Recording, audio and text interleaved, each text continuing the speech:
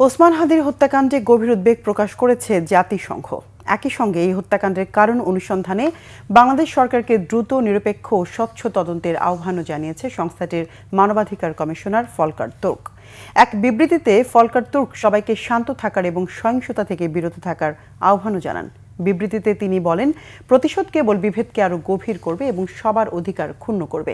পাশাপাশি দায়ীদের বিরুদ্ধে যথাযথ আইনি প্রক্রিয়া ও জবাবদিহিতা নিশ্চিত করার তাগিদ দেন মানবাধিকার কমিশনার।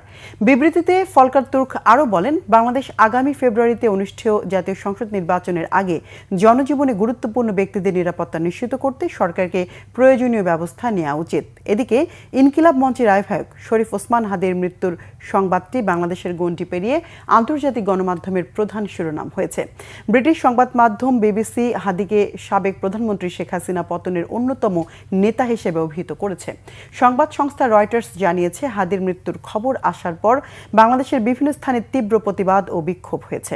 এছাড়া আন্তর্জাতিক সংবাদ মাধ্যম CNA, Al Arabiya, the Guardian ও মালয়েশিয়ার দ্য সান ও হাদির মৃত্যুর খবরটি গুরুত্ব দিয়ে প্রকাশ করেছে।